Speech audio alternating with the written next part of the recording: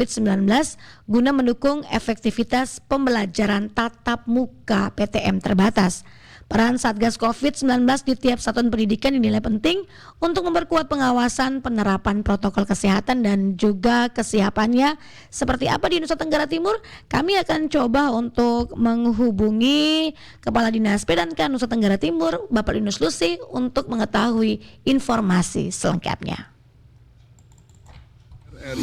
Radio Tanggap Bencana COVID-19. Selamat pagi Bapak Linus, salam sehat selalu. Selamat pagi, Mbak. Sehat selalu. Baik. Untuk para pendengar semua. Iya. Nah, Pak Linus Lusi, ini ada rencana untuk pembelajaran tatap muka. Apakah sudah dipastikan kapan pelaksanaannya ini, Pak? Terima kasih banyak atas ruang yang diberikan oleh Radio Republik Indonesia, ND. Dan ketiga, Mas Nadiem Makarim menegaskan PTM terbatas, kita di Nusa Tenggara Timur sudah meluncur kick off pembukaan sekolah-sekolah di Nusa Tenggara Timur tanggal 3 Mei 2021 di Kota Kupang, yang ditandai dengan dukungan dari pihak kesehatan laboratorium masyarakat Indana yang bekerja sama dengan Dinas PK melakukan PCR ke 13 sekolah sekota Kupang. Sehingga untuk Nusa Tenggara Timur kita sudah launching tanggal 3 Mei dalam kategori pembatasan yang dilaksanakan selama ini di berbagai kabupaten kota. Nah, ketiga rapat rakor koordinasi Bapak Menteri Pendidikan dengan Komisi Pendidikan, ternyata ini mempertegas kembali apa yang sudah dilakukan di sekolah-sekolah dalam kategori pembatasan. Nah, untuk Nusa Tenggara Timur, kita memiliki sekolah jenjang pendidikan menengah 93 sekolah, sedangkan sekolah SD SMP yang jadi wewenang kabupaten kota 12.000 lebih. Nah, persoalannya sekarang, pertanyaan kritis, apakah PTM terbatas ini benar-benar sudah dilakukan dengan kesiapan di sekolah, terlebih aspek prokes dan dukungan-dukungan seperti ini? Dapat kami jelaskan informasi sorotan yang paling utama di dunia pendidikan, kalau sekolah PTM terbatas dibuka, bagaimana kesiapan guru dan siswa yang usia sekolah 12 sampai 17 tahun ini, maka perlu didorong vaksinasi di bidang-bidang sektor pendidikan. Dan untuk guru se-Nusa Tenggara Timur, guru kita 28.000 lebih dengan tenaga kependidikan, ini mereka orang dewasa yang secara sadar melakukan vaksinasi dengan mengikuti tren dan pola di kabupaten kota masing-masing. Sedangkan para siswa bisa, untuk dapat kami gambarkan, per hari ini se-Nusa Tenggara Timur untuk sekolah pendidikan menengah itu 2.400 lebih dari total siswa hampir 1 juta lebih. Nah, untuk siswa-siswa demikian, maka skala prioritas dari berbagai elemen pendukung pendidikan di kesehatan itu lagi tengah berkoordinasi dan tengah menjalankan aktivitas vaksinasi lewat berbagai lembaga dan personal yang bergerak di mana-mana yang terkoordinir di dalam Dinas PK Provinsi, Dinas Kesehatan Provinsi dengan lembaga-lembaga ketahanan negara, TNI dan Polri. Seperti yang kita saksikan di mass media, seperti hari HUT ulang tahun Polwan di Flores Timur, kemarin mereka melakukan vaksinasi pelajar sebanyak 10 sekolah, setiap sekolah menengah atas dikirim 10-10. Nah, ini adalah memberi sebuah rasa optimis dan juga menghilangkan rasa kekhawatiran yang ada di masyarakat, terlebih para orang tua. Baik. Nah, ini 13 sekolah yang sudah mulai bersekolah pembelajaran tatap muka terbatas nih Pak ya. Ini masih terbatas di SMA, SMK ya tingkatannya? Ya. Kalau sesuai dengan pemantauan kami, sekolah-sekolah yang di level 1, 2, 3, terlebih di perkotaan, mereka melakukan kategori pembatasan, tapi ada yang mengambil offline dan online. Tetapi sekolah yang semakin jauh dari kota, di pedalaman, di daerah 3T, kemarin saya memantau sebuah sekolah di pedalaman timur, Kabupaten Kupang, SMA Negeri 2 Amarasi Barat, jumlah siswa 200 lebih. Atas kesepakatan Satgas Covid sekolah dan juga manajemen internal sekolah, mereka menghadirkan kelas 10. Dari kelas 11, 12 mereka menggunakan metode lain, tapi kelas 10 karena baru, masa transisi, maka mereka melakukan tatap muka, tetapi dalam jarak yang diatur dengan prokes yang sangat ketat. Okay. Ini sebagai sebuah gambaran. Berarti ini juga menjadi salah satu syarat yang diterapkan di mana sesuai dengan aturan 4 Menteri mengisyaratkan bahwa di daerah PPKM level 1 sampai dengan 3 ini sudah bisa melakukan PTM terbatas. Apalagi syarat lainnya nih Pak, sehingga sebuah sekolah boleh melaksanakan PTM terbatas ini? Syarat-syarat sedemikian ada yang menjadi parameter yang dikeluarkan dari edaran 4 Menteri. Kesiapan peralatan pendukung kesehatan itu harus tersedia, dan juga memperkuat kembali Satgas Covid internal sekolah sehingga tidak menimbulkan sebuah klaster baru, sehingga para siswa bisa enjoy dan masuk KBM sebagaimana biasanya di dalam kategori pembatasan. Yang dimaksud dalam pembatasan, dalam konsep pembatasan yang kita lakukan selama ini, batas dalam durasi waktu. Katakan ada 35 menit di mata pelajaran di pendidikan dasar, ada 45, itu dipres menjadi 20 menit, 25 menit, dan juga di dalam ruang kelas ada siswa yang 32 orang, bisa dipres sampai 5 sampai 8 orang, tetapi semua harus terlayani.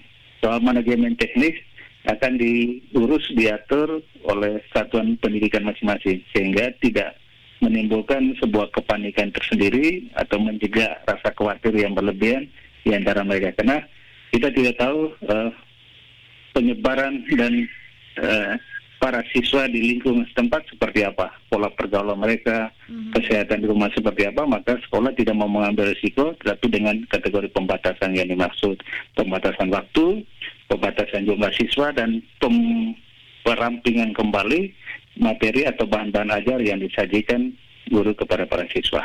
Oke, berarti dibatasi jumlah siswa yang hadir, kemudian juga dibatasi dengan waktu atau durasi pembelajarannya Pak ya, dan protokol kesehatan yang ketat nih yang diterapkan di sekolah. Ini menjadi tolak ukur ya ataupun parameter untuk melaksanakan pembelajaran tatap muka secara terbatas.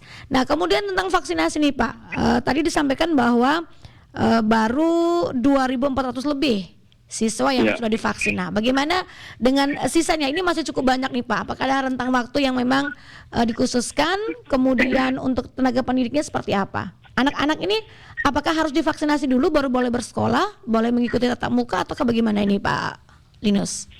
Yang pertama, kita dorong dua-dua berjalan.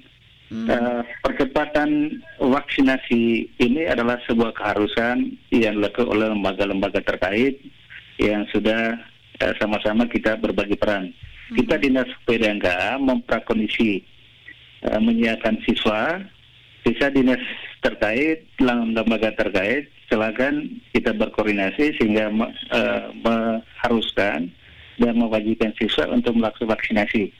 Dan lembaga-lembaga yang terkait seperti Dinas Kesehatan, juga TNI Polri, kita sudah berkoordinasi, dan juga para politisi dan juga tim PKK Provinsi, Kabupaten Kota, ini lagi tengah menggencarkan vaksinasi. Contoh hari ini di Kota Kupang, Kota Kupang, Dinas PKK Provinsi bekerja sama dengan tim PKK Provinsi, dengan Ibu Julie Skodat, kita melaksanakan vaksinasi di SMK 4 jam 9, dan juga SMA Negeri 3 jam 11.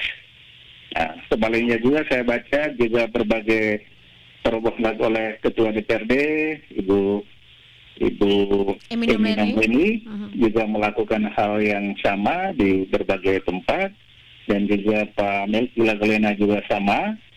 Nah, tapi kita mau meminta dorongan mereka sehingga sasaran yang paling utama kita utamakan anak-anak sekolah usia 12 sampai 17 tahun sehingga benar-benar mereka rasa nyaman masuk ke sektor pendidikan. Oke, berarti dengan percepatan vaksinasi kepada adik-adik pelajar ini 12 sampai dengan 17 tahun.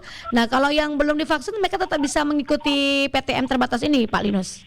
Ya, memang kita ambil sejarah aja dengan memperhatikan, menghimbau ketahanan tubuh, kesehatan mereka, silakan mereka masuk.